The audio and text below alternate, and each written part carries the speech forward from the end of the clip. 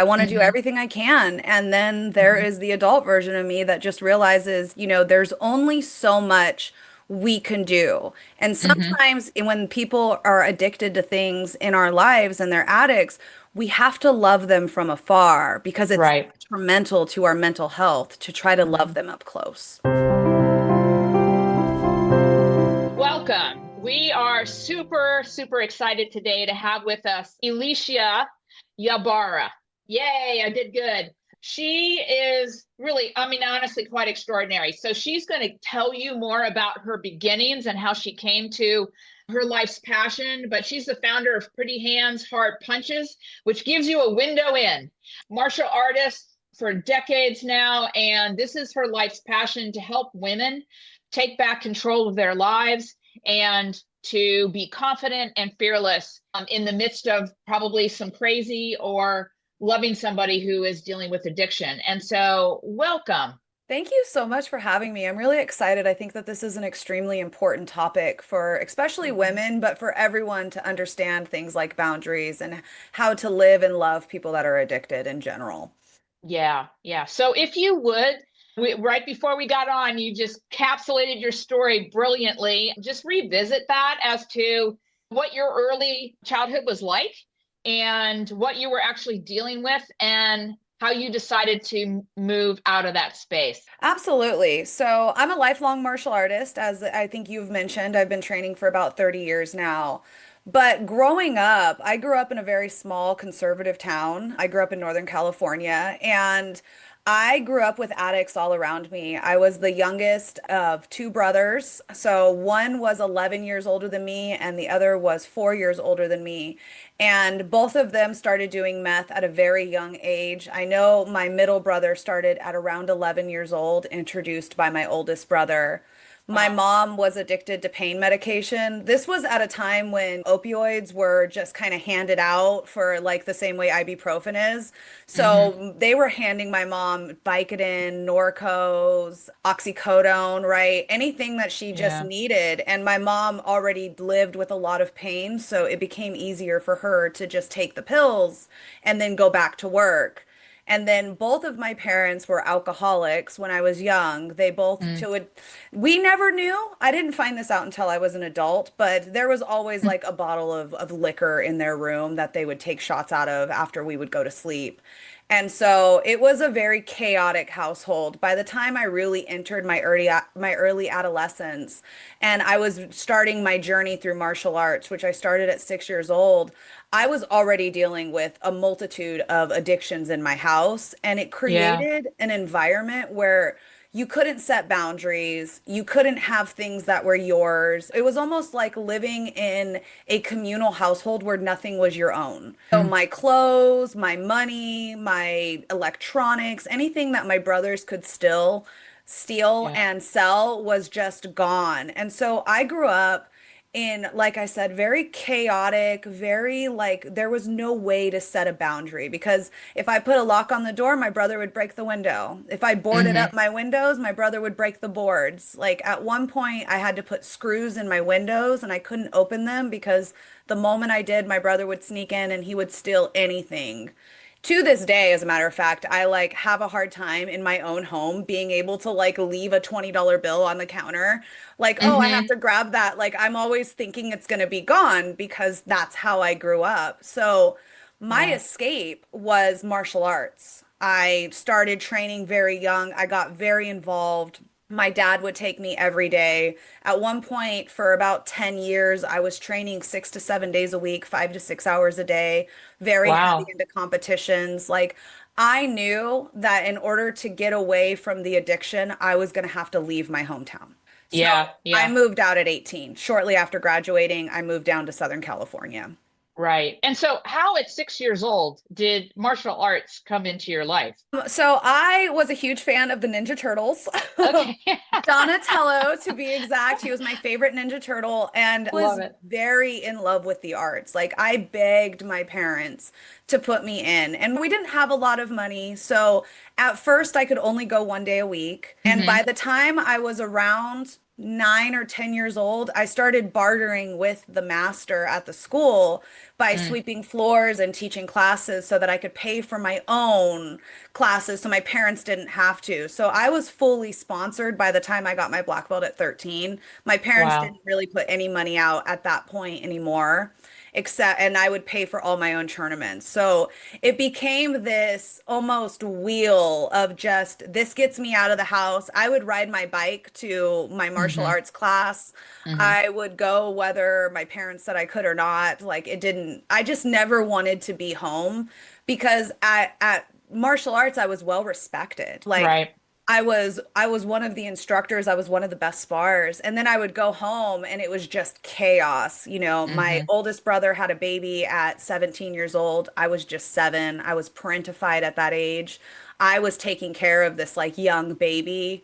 And I was so young, as a matter of fact, when I would take her with me to go to my friend's house, I would call her my pet baby because I didn't understand how awful that sounded because I looked at her like a pet, like she was a little puppy, you know? I was 8 years old. And then I would take her to daycare and I would work at her daycare so that I could have spending money next door to our house. And so it was very, my whole life was very around pleasing other people and making Hmm. other people accommodating, unless I was in martial arts. When I was at the school, it was like for the first time in my life, I could really settle down and just think about the task at hand. I wasn't worried about everyone else and everything that was going on around me.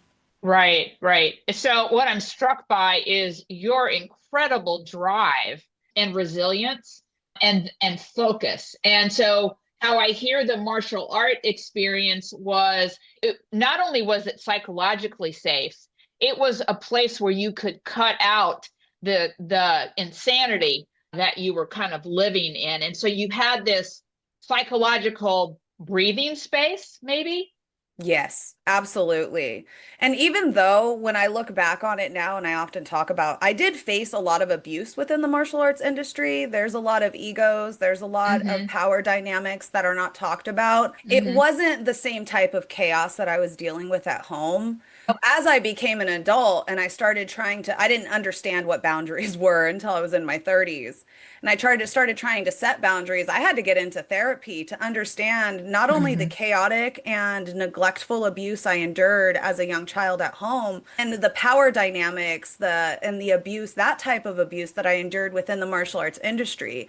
So it was Hmm. almost twofold. It was like Hmm. my escape from chaos was my introduction to a whole different type of abuse. And I think Right. that for, especially for women who have done any type of sport, when you find that escape, and then it becomes part of a different style of abuse or a different type of abuse. As Yeah. you get older and you have children of your own and you start to understand what triggers are, it becomes very difficult to do things like set boundaries because you don't know where the right boundaries to set are. You don't understand where Hmm. your bubble is and what your wants and needs truly are and how to Hmm. express those. And so what was I guess, the impetus for you to get into counseling, which I completely applaud? I started having, well, after I had my son at around 30, I was 29, I started having very bad postpartum depression. Mm, All of that negative beliefs, that neglect, all of those things, I was starting to be what now I understand is hmm. as triggered. At that time, I Hmm. didn't understand what was happening. I just thought that I was a horrible mother, I was a horrible Yeah. person, and I Hmm. made bad decisions. And for me, what that translated to was that I didn't deserve to be a mom and that my baby was going to die. And Oh, so it wow. was very extreme for me. And Hmm. I would actually, the first 6 months my son was alive, I would actually lay next to him with my hand on his back because if he wasn't breathing, I couldn't sleep. Like if I Mm, couldn't feel him breathing. And so I went to my first therapist when I had a episode where I was up at 4 o'clock in the morning, and I might get a little emotional when I talk about this, but I was you staring at can. the wall and I was feeling just utterly worthless. And Hmm. so I packed a bag and I left. I left my husband and my baby at home and I tried to drive back to my hometown. I got about an hour and a half away before I pulled over and I cried for like 2 hours. And I turned back around and I came home and I realized I needed some help. I was like, Hmm. I didn't ever want to leave my child or my husband, but at that time I just felt like they would be better off without me. I got into my first therapist. That was completely worthless. That therapist was like, well, when you're ready not to be depressed anymore, here's a prescription for Lexapro. And I Oh. was like, after about 15 minutes with me, and I was like, so I'm not doing that. And so I Hmm. started looking into holistic ways. And one of the ways I pulled myself out was every time I would wake up with that doom and gloom feeling. My son was around 1 or 2 at that time. This was right as we were coming out of COVID. Oh, I would wow. take him to a park. I would just walk him. I wouldn't drive because I knew that I wasn't in the right mindset to get behind the wheel of a car. So we would walk to the park and I Hmm. would just sit there and play with him and play with him. And I started to change my environment. I started to Hmm. take the time to really figure out what I needed and wanted out of life. And that all Hmm. started with that postpartum depression. Like that one, Hmm. I mean, for the women listening, like when you're dealing with postpartum depression, especially the way I was dealing with it, it's like you're trapped in a room of everyone just saying the most negative possible things about you, and you just can't escape. And so my escape was to get out of the house, take Hmm. him somewhere, even if we would go on walks all around the blocks, Hmm. just to try to figure out what was going on. And then I found a trauma-informed therapist, Okay. and then my Okay. life changed. Yes. Yeah. Yeah. Yeah. So I want to highlight a couple things that you said was one is you changed your environment. And I think that is just one of those mission critical things that we all need to adopt and take into consideration, no matter what we're going through. As we love somebody who's dealing with addiction, is we got to change our environment. And so you literally changed you went outside, you went to the park, so on and so Yes. forth. And being outside is hugely therapeutic. So changing your environment and then also obviously getting help and being able to discern while you're actually dealing with postpartum depression that the first therapist was a no-go. Good on you, because we have to be super choiceful about who we choose to work with and intentional about the outcomes that we want and at least partly the way that we want to get there. So again, really resourceful and okay, good on you. Yeah, and really quick to circle back to loving someone with addiction, I think that one of the things we don't talk about often is the type of mental health and mental struggles that it gives the person who's loving the one with addiction. I Hmm. didn't understand that my mom had a pain pill addiction problem Hmm. until I was well into my 30s. I Right. knew that both of my brothers were addicted to meth, but I didn't truly understand what that actually meant or what type of issues that was going to cause for me when I had my own child or when I had my own home. And so Hmm. part of the healing process for me is going back and walking through and understanding what happened to me wasn't my fault and what was Right. happening around me wasn't my fault. Because Hmm. for me, growing up as a child with addicts all around me, I was very blamed for a lot of the things that were happening. If the house was a mess because I was the only one who was sober, I was Hmm. blamed for it. And so if one of the things that your listeners can take away from my story, Hmm. yes, there's a lot of resilience, but it's also recognizing the things that you need to take accountability for and the things that you need to understand that happened to you that you had no control over. And one of the Yeah. things I struggled with was realizing that as a child, I had no control over this environment. Exactly, exactly. You were just on the receiving end of all of it. And so understanding that part of the mindset of somebody who is in active addiction or substance use disorder, no matter what it is a bit crazy. And they're going to blame people that it doesn't, I mean, none of it makes sense, honestly. They're going to do things that when they are clean and sober, they would never do. And you're the youngest in a household full of addicts. I actually find your story completely remarkable. Yeah. And I'm imagining you sound also very much like a lifelong learner that is consistent in as your years kind of unfold, you're going to continue to reach for understanding yourself and understanding your journey and changing the narrative in a way that serves you. Would that be a fair characterization? Oh, absolutely. My son was diagnosed with ADHD at 4 years old. And Hmm. subsequently, a couple years later, I was diagnosed with ADHD. So he gets Hmm. it from me. But one of the things that I did was immediately I bought 7 books on ADHD and I sat down and I hyper focused and I read them all. And then I got my son into a behavioral therapist and I Hmm. started talking with my own therapist and I started just trying new things, everything that I could, because I recognized that not only was I living in this chaotic, addicted household, but I was also an undiagnosed ADHD child Right. and Hmm. a young girl in martial arts. And one day my husband was like, how are you so successful with all of these like kind of barriers, you know? And I Hmm. think when I talk about my trauma as a child, I didn't realize it was trauma until I said it to a group of my friends and they all got quiet and looked at me like, that's not normal. I'm like, oh, but I realized that for me, I knew that I was never going to stay in my hometown. I knew that Hmm. Hmm.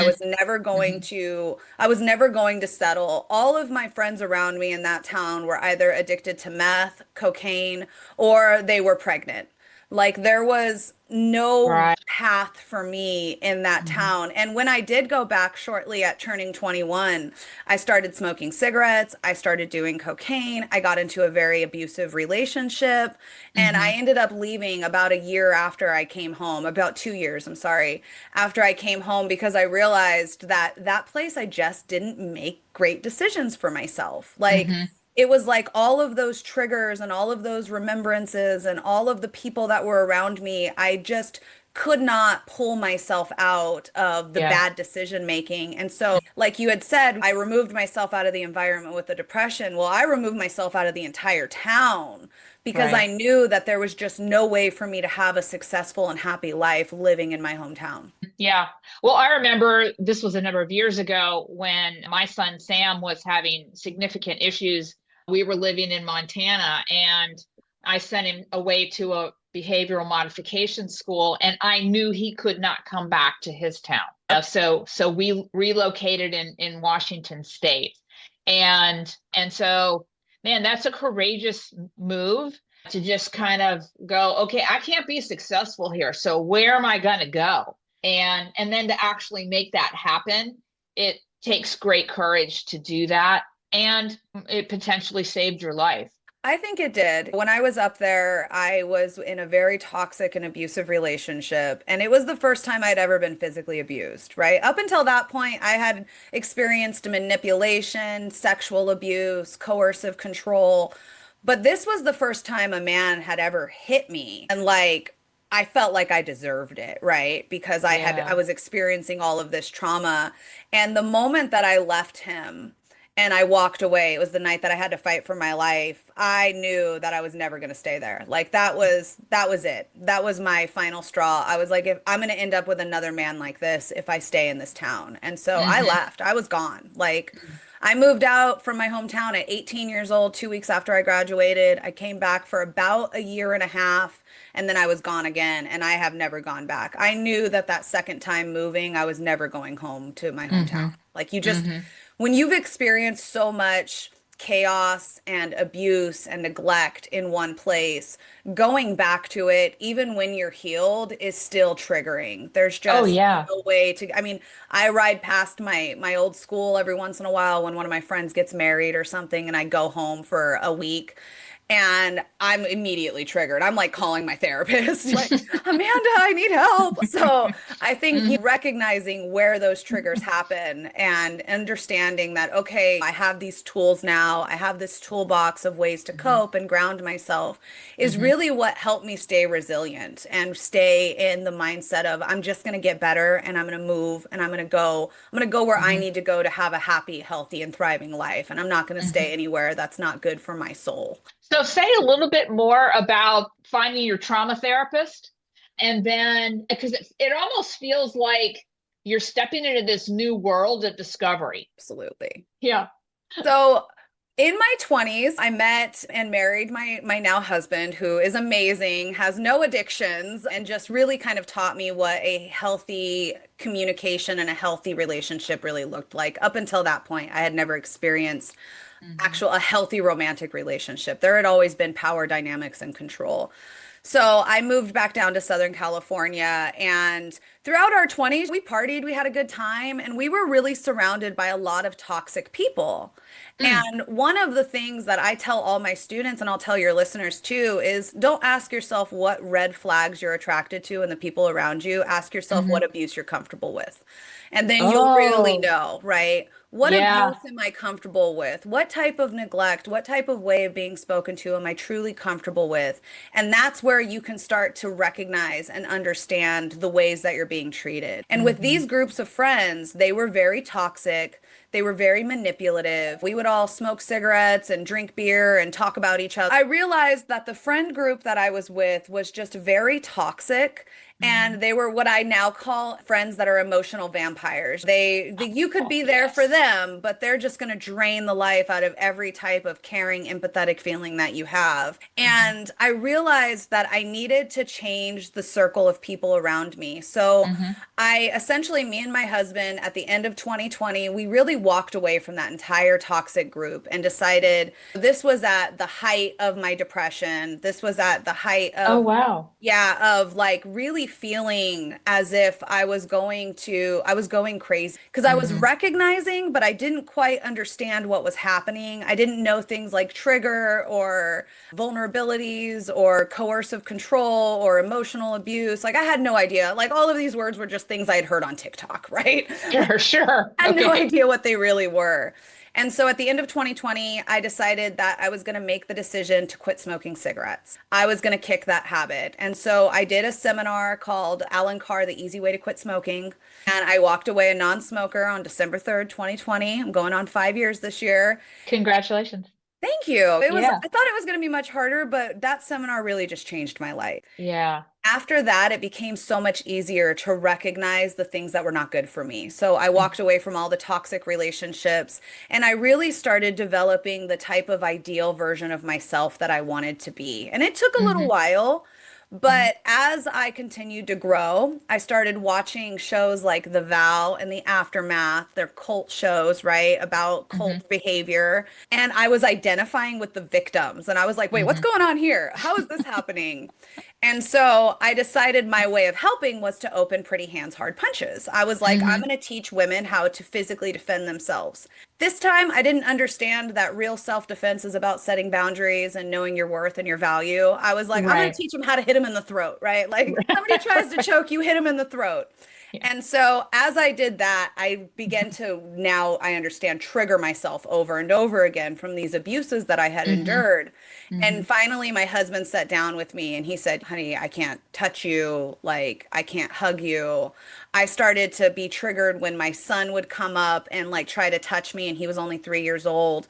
And so I started searching for a therapist that I Hmm. might be able to like to have that would help me. Up until that point, I had two other ones.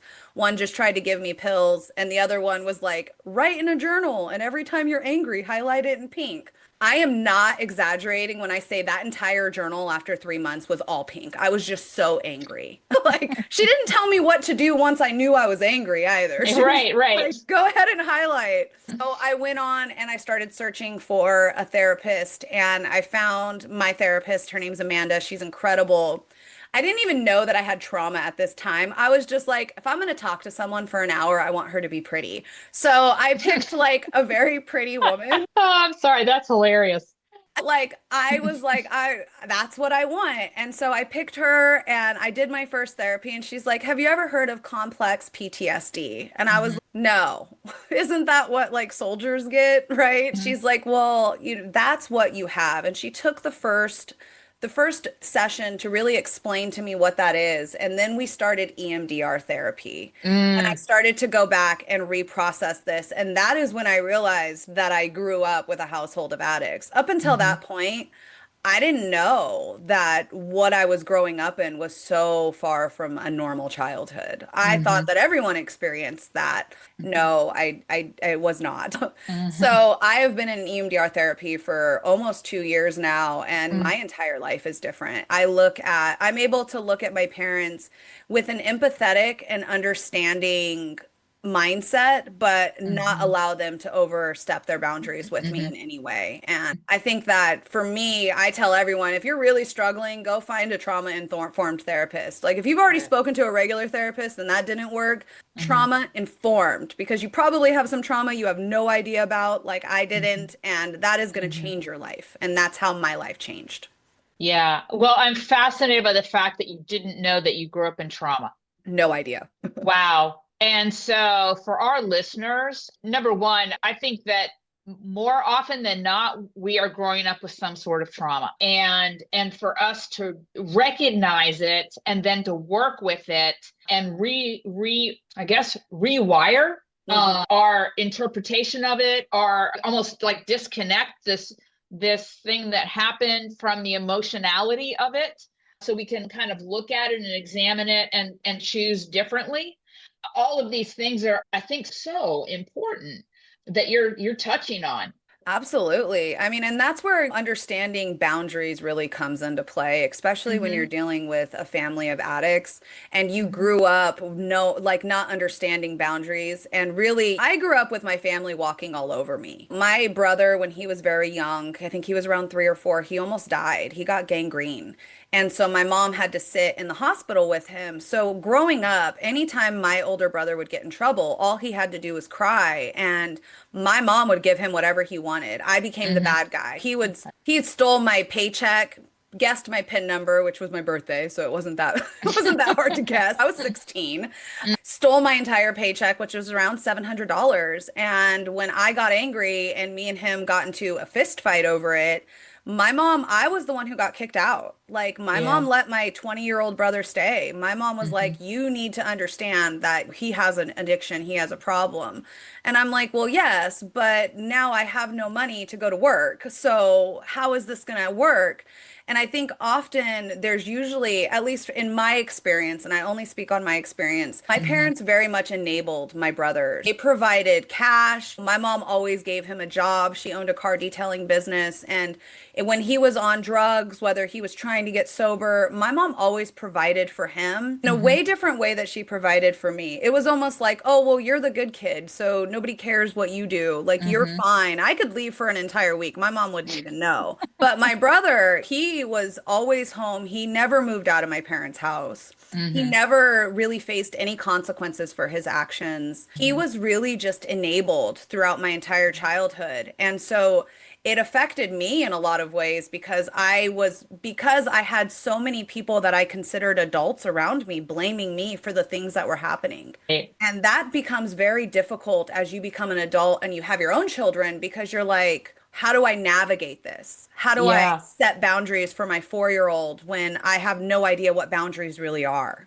Yeah. Yeah. And so, dealing with your trauma therapist, what were the first few tools? Or, I mean, obviously, the rapid eye therapy is immensely helpful, but from a tool perspective, what were the top three tools that you kind of took away in the early time in working with her that began this kind of, how I would think about it, in almost leverage transformation for you? So the biggest one were what she calls the butterflies. It's when you tap on both sides of your shoulders and you close your eyes. And in that, she helped me create what I call my calm space.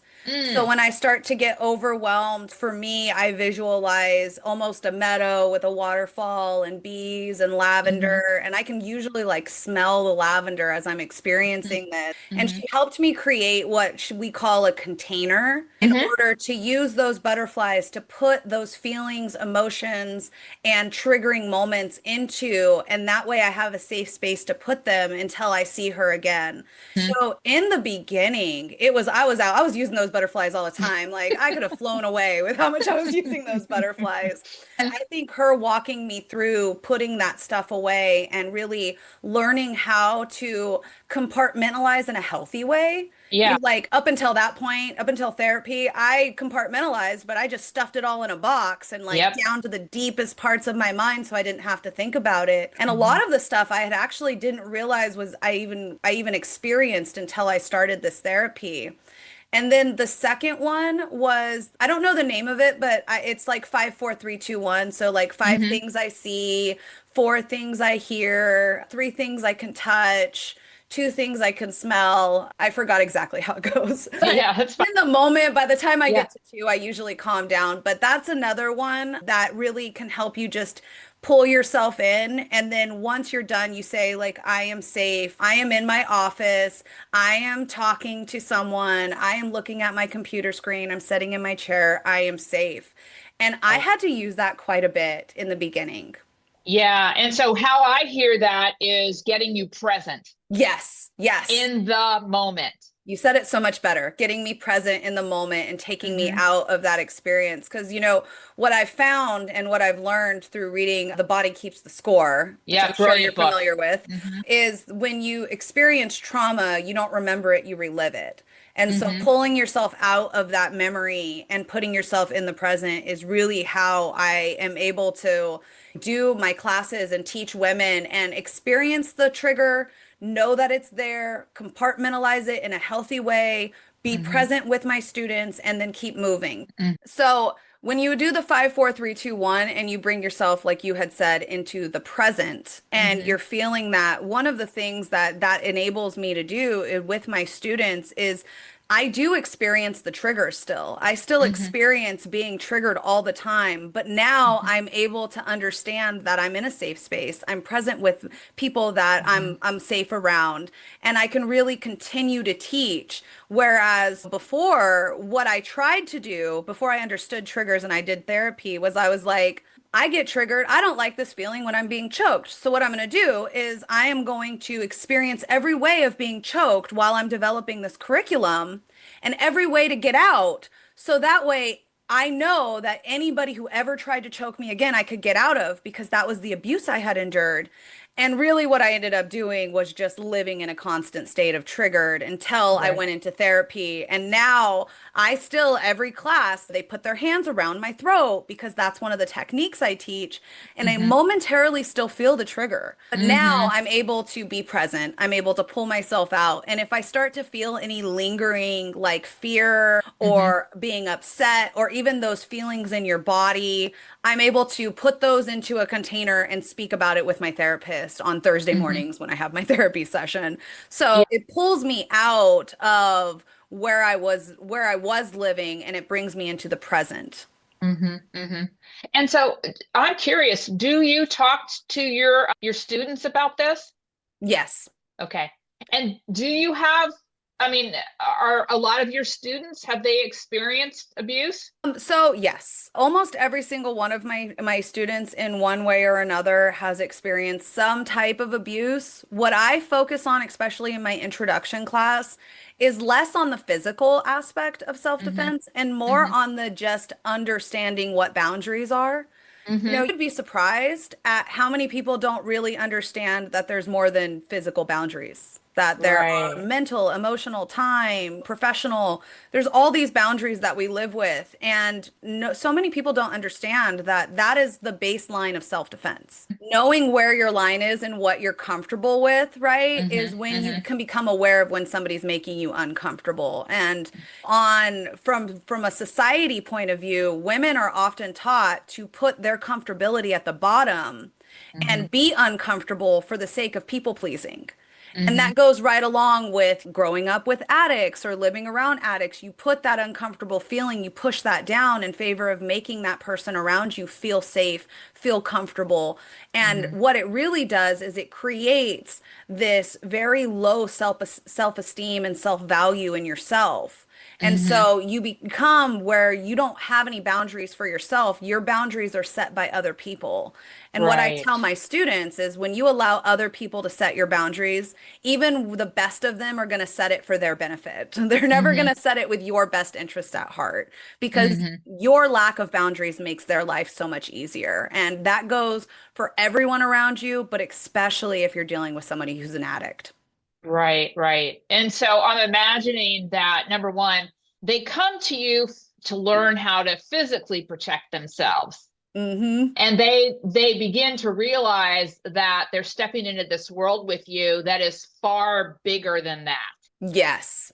Absolutely. And it's something I had to learn myself. I grew up, like I said, a lifelong martial artist. I was a sparring champion by the time I was like 10 years old. I earned my Hmm. black belt by 13. But I experienced all of these different versions of abuse because I didn't understand both sides of self-defense. Physically, I could defend myself, and I was praised for that. But protecting my mental and emotional space by Hmm. setting Hmm. boundaries, I was never Hmm. taught to do because me not having boundaries made the people in my life, made their lives a lot easier. And Right. so now when I teach my class, I let them know, hey, at the end, we are going to do some cool stuff, right? I'm going to teach you how to do a palm strike. I'm going to teach you how to like get out of a chokehold. But before that, we're Hmm. going to learn some stuff, right? We're going to learn Hmm. what boundaries are. And Hmm. one of the things, and I'll go through it real quick with you because I think everyone needs to hear this, is Hmm. I always end after I go through what boundaries are and how they affect your life and how to stay safe. One thing I say to all my students is, it is much easier to walk away from the table before it's flipped than try to defend yourself against the table. So if you Right. can recognize the danger and you have the self-confidence to walk away at the moment that red flag comes to Hmm. fruition, then you're not Hmm. going to experience the physical reaction to the attack, right? You're not going to have to defend it because you're gone. And the Hmm. second thing I say is when you start to set boundaries, do not set them in the moment.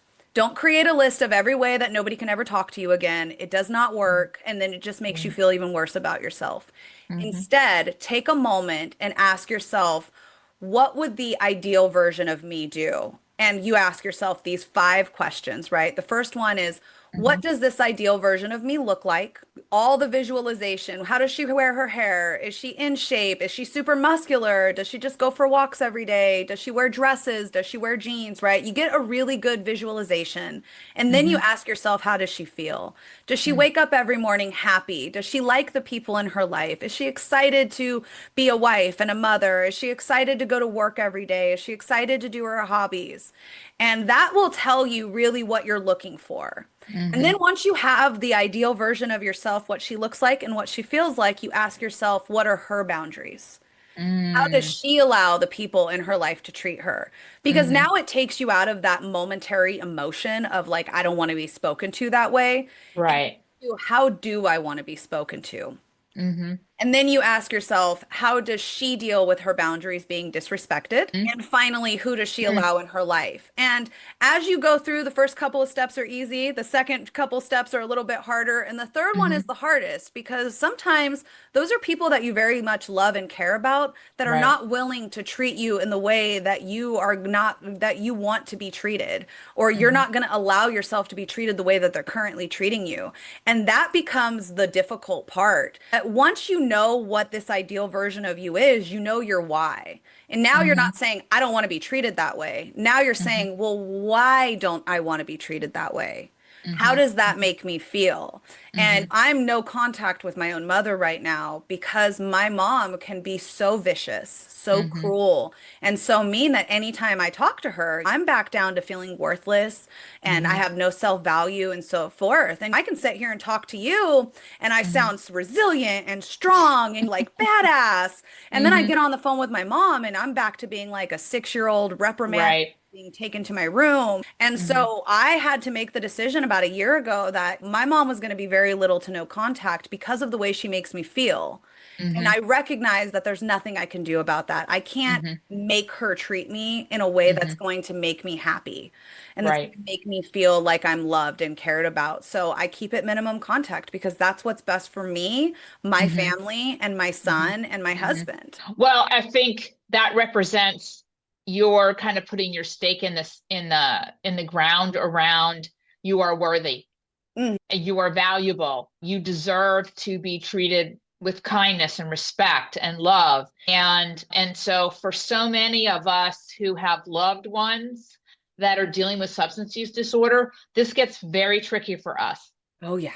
Oh yeah. I would say Hmm. that I still struggle with it. Like there's that little girl in me that really just wants to make it all better for my mom. Like I want to do Hmm. everything I can. And then there Hmm. is the adult version of me that just realizes there's only so much we can do. And Hmm. sometimes when people are addicted to things in our lives and they're addicts, we have to love them from afar because it's Right. detrimental to our mental health to try to love Hmm. them up close. Yeah.